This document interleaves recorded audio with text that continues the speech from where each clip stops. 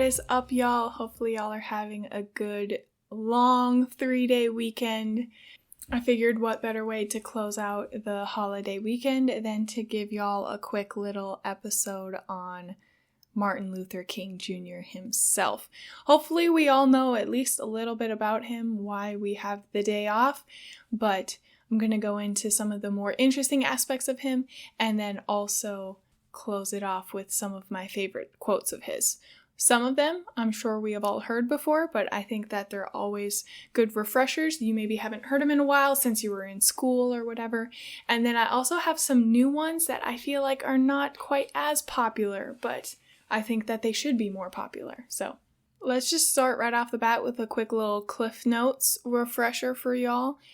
So MLK Jr. was an American Baptist minister and activist, one of the most prominent leaders in the civil rights movement from 1955 until his assassination in 1968.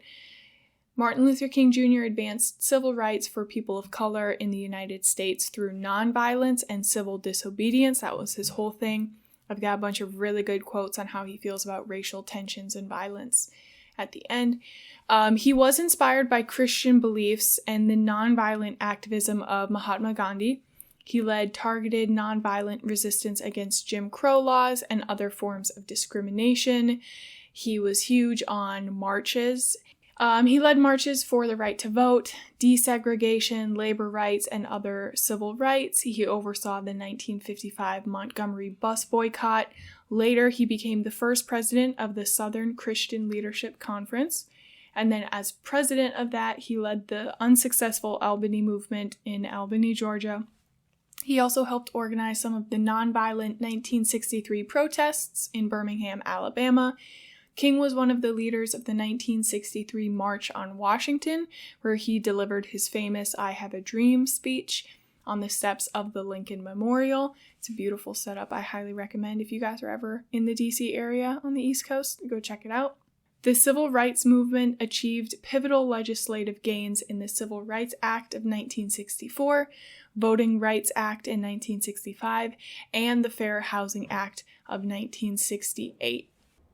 Now, he was not actually born as Martin Luther King Jr. His official birth name was actually Michael Luther King Jr., but in 1934, so just a few years, he was 5 years old, his father was a pastor at a Baptist church in Atlanta, and he had traveled to Germany, and he became very inspired by the Protestant Reformation leader Martin Luther. And as a result, King Sr. changed his own name as well as that of his 5-year-old son. And that's how we have Martin Luther King Jr. today. Also, interestingly enough, the holiday is supposed to be for his birthday, right? But his birthday is January 15th. Which in 1929, when he was born, that was on a Tuesday. We have this kind of silly, insignificant law called the Uniform Monday Holiday Act, just to make dates consistent, that holidays are on a Monday. And so that's why it is always celebrated on a Monday and not on his actual birthday. The earliest it can be is January 15th. The latest it can be in the month is January 21st, but it is always celebrated on the third Monday of January every year. And the holiday actually technically replaced Civil Rights Day, but that didn't come for a while after Martin Luther King Jr. was assassinated. So the campaign for an actual federal holiday to celebrate his birthday started basically immediately after his assassination in 1968.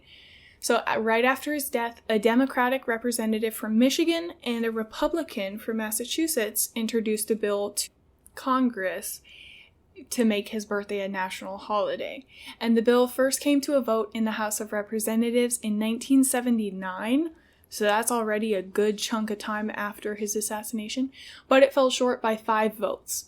Some elected officials claimed that, quote, a holiday to honor a private citizen would be contrary to long-standing tradition, which is technically true in a way. There's only 2 other figures that have national holidays in the United States, and that's George Washington and Christopher Columbus. Another rejection reason was good old capitalism. So a paid holiday for federal employees would be too expensive. President Ronald Reagan finally signed the holiday into law in 1983, but it was first observed 3 years later on January 20th, 1986. I don't personally understand that 3-year gap, but apparently American politics is beyond me.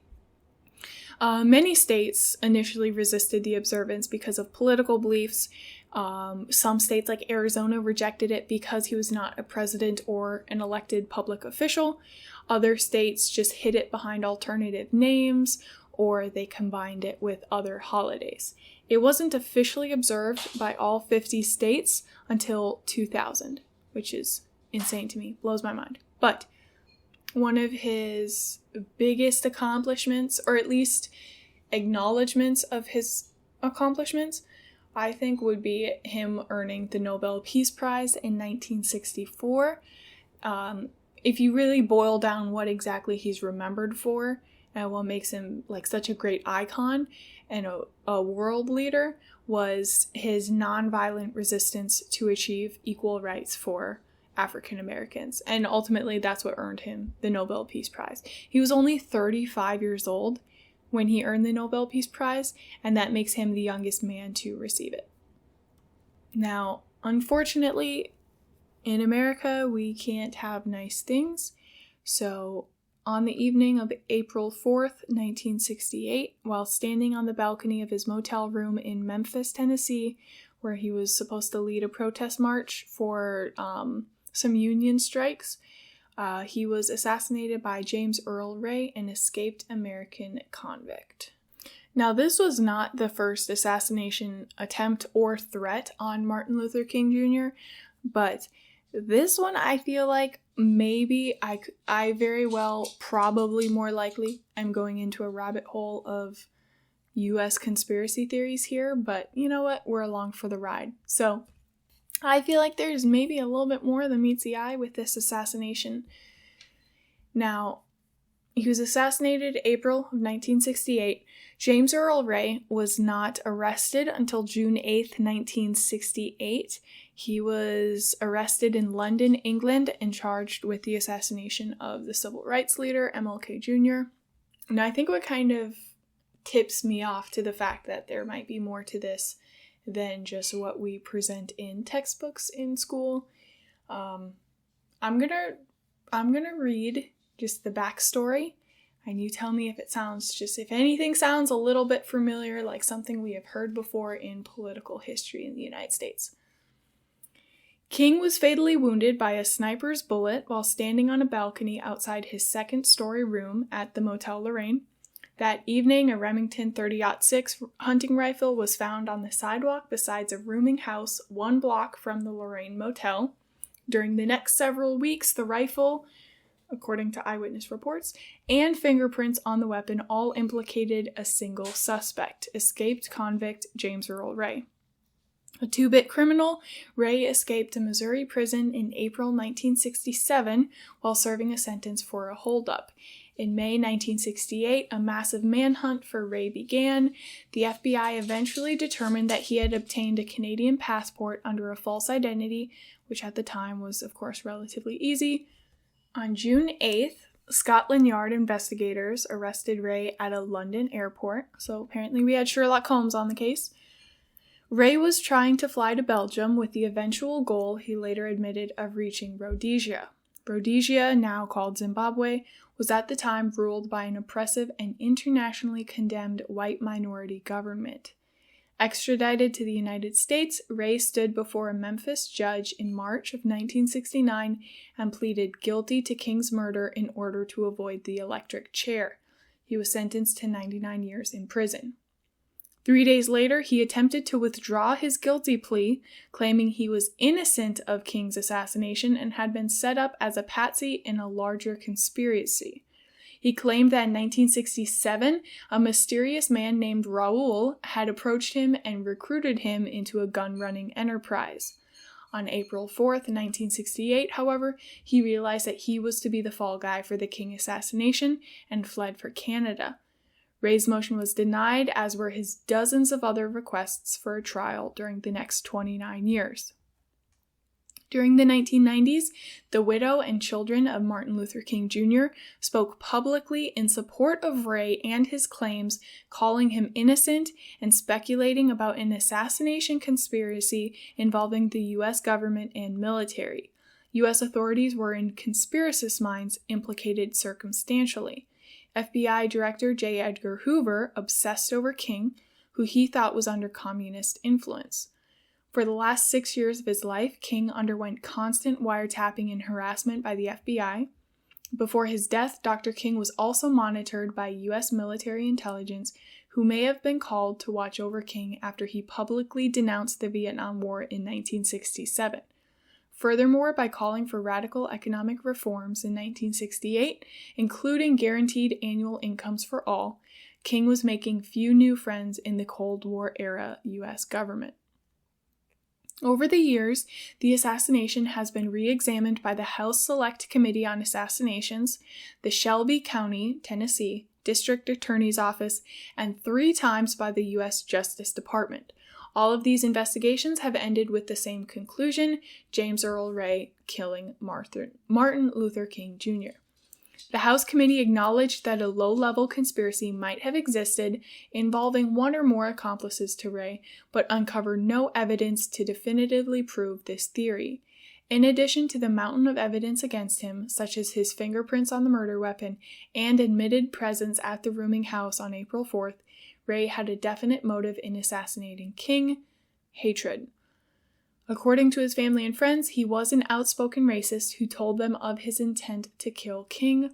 Ray died in 1998. So, that is that. I will leave y'all to your own interpretations of that and any patterns you may or may not see. I just always think stuff like that is hella interesting. I think that the King's family role was very interesting in this because the fact that they also believed that Ray was innocent, I think, is very, very interesting. And his assassination in 1968 was one of the 4 major assassinations in the 60s within the United States. So it was several years after JFK in 1963, then we had the assassination of Malcolm X in 65, and then 2 months before the assassination of Robert F. Kennedy in June of 1968. And like I said in the beginning, this was not the first assassination attempt on his life or his first run-in with death. Essentially, as early as the mid-1950s, he was receiving death threats because of his activism within the civil rights movements. And he had always said, because like I said, he's known for non-violence, right? And so he was always saying that murder could not stop the struggle for equal rights. After the assassination of President JFK in 1963, he had told his wife, Coretta Scott King, "This is what is going to happen to me also. Quote, I keep telling you this is a sick society. This will happen to me as well." Unquote. So it's heartbreaking that it had to come to that.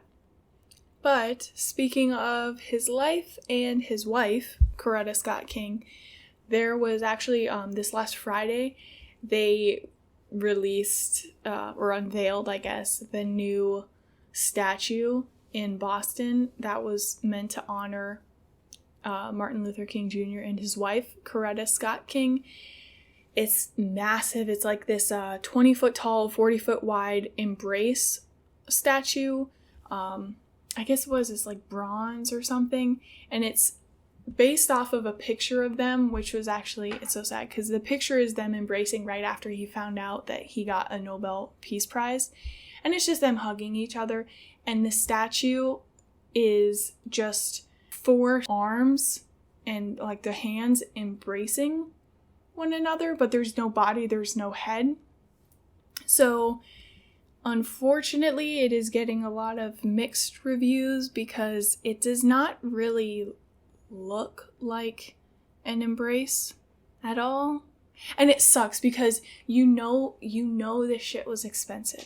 And you know the artist, Hank Willis Thomas, you know they probably spent so much time designing this and then getting approval for this and then actually making this.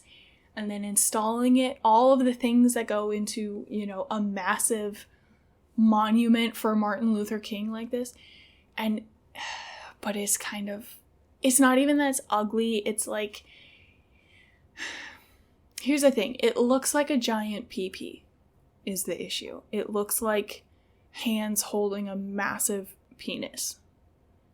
So obviously that was not received very well. Some people are going as far, they're saying like, this is hideous, this is disrespectful, this resembles a sex act. And this community organizer in Oakland and a cousin of Scott King told CNN that the statue was insulting to his family. He said, quote, if you can look at it from all angles and it's probably two people hugging each other, it's four hands. It's not the missing heads that's the atrocity that other people clamp onto that. It's a stump that looks like a penis. That's a joke, unquote. So, yes. The son, Martin Luther King III, said on Monday that he was grateful to be able to see a statue representing his parents' love story and their partnership. He told CNN that he liked it. He said, I think it's a huge representation of bringing people together. I think the artist did a great job. I'm satisfied. Yeah, it didn't have my mom and dad's images, but it represents something that brings people together. And in this time, day, and age, when there's so much division, we need symbols that talk about bringing us together. So, good for him. I see the son is just as wholesome as the dad was. That's great. But yeah, I feel bad because it's like I want to like it, and it's just quite unfortunate. I want to know all of the people that looked at that and said like, yep, this is a good idea. That saw the drafts, the mock-ups, the design outlines, and they're like, yep, this is a keeper. This is the one. That's what I want to know. But as I'm wrapping this up, I promised y'all quotes, so I will deliver. Here are some of my favorite ones that are very, very common and very popular. Darkness cannot drive out darkness, only light can do that. Hate cannot drive out hate, only love can do that. I have decided to stick with love. Hate is too great a burden to bear. Faith is taking the first step even when you don't see the whole staircase. Life's most persistent and urgent question is, what are you doing for others? Our lives begin to end the day we become silent about things that matter. The ultimate measure of a man is not where he stands in moments of comfort and convenience, but where he stands at times of challenge and controversy. There comes a time when one must take a position that is neither safe nor politic nor popular, but he must take it because conscience tells him it is right. True peace is not merely the absence of tension, it is the presence of justice. Shallow understanding from people of goodwill is more frustrating than absolute misunderstanding from people of ill will. Now, these quotes are amazing, right? They challenge social perspectives of the greater good and our personal, individual responsibility to stand up for what we believe is right. And these quotes are very common, like I said. The I have a dream speech, it's very common. What often gets left out, though, is his thoughts on capitalism, military powers. So I found some of those quotes today that I want to share with y'all. This is from his Revolution of Values in 1967. When machines and computers, profit motives, and property rights are considered more important than people, the giant triplets of racism, extreme materialism, and militarism are incapable of being conquered. This one is from his Three Evils of Society, also 1967. The fact is that capitalism was built on the exploitation and suffering of black slaves and continues to thrive on the exploitation of the poor, both black and white, both here and abroad. So, if you kind of look at how many sweatshops are still open, blows my mind. But you know what? We allow it because... Actually, I don't know why we allow it, but honestly, I don't really know how to fix that. So, next quote. A nation that continues year after year to spend more money on military defense than on programs of social uplift is approaching spiritual death. This is from Beyond Vietnam, 1967. Couldn't agree more. Can't say much more on that. The problems of racial injustice and economic injustice cannot be solved without a radical redistribution of political and economic power. That's also from his The Three Evils of Society. Oh, Marshmallow likes that one. He supports that one. He said that's his favorite. This one is from Letter from a Birmingham Jail in 1963, so a little bit earlier than the other quotes. And this is the one where he was talking about shallow understanding from people of goodwill, yada yada. But then he continues on to say, lukewarm acceptance is much more bewildering than outright rejection. And I love that one so much. It's so good. And this one too is a kind of throwback to my episode on homelessness, because y'all know how I feel about how we treat the homeless community. True compassion is more than flinging a coin to a beggar. It comes to see that an edifice which produces beggars needs restructuring. I mean, there's a reason why he's the king, It's just so good. Loose and easy language about equality, resonant resolutions about brotherhood fall pleasantly on the ear, but for the Negro, there is a credibility gap he cannot overlook. He remembers that with each modest advance, the white population promptly raises the argument that the Negro has come far enough. Each step forward accents an ever-present tendency to backlash. That was from Where Do We Go From Here in 1967. This is another quote from that same publication. Why is equality so assiduously avoided? Why does white America delude itself, and how does it rationalize the evil it retains? And then this one I love so much. I know I've talked about this before with the Black Lives Movement, and how we twisted that entire narrative.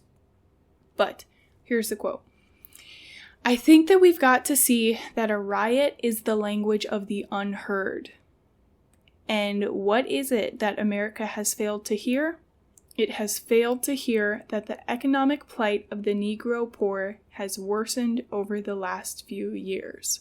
That was from a 60 Minutes interview in 1966. So if y'all have some free time, if you want to, I highly recommend actually look at some of his speeches. Actually read his entire I Have a Dream speech. Look at some of these publications that he put out, The Three Evils of Society, or Letters from a Birmingham Jail. Any of those, right? Any of the things that he's put out, any of the publications. Actually read them. They are so excellent, and they are still, unfortunately, so applicable today. I love them so much. But, yes. That is just a little snippet on Martin Luther King Jr., why we celebrate him as a holiday, and hopefully y'all learned something today. Hopefully you take some of his words to heart and you can apply them to your lives, and I hope y'all are out there making good choices, being a decent human being, making Martin Luther King Jr. proud, and I will catch y'all next week. Okay, bye!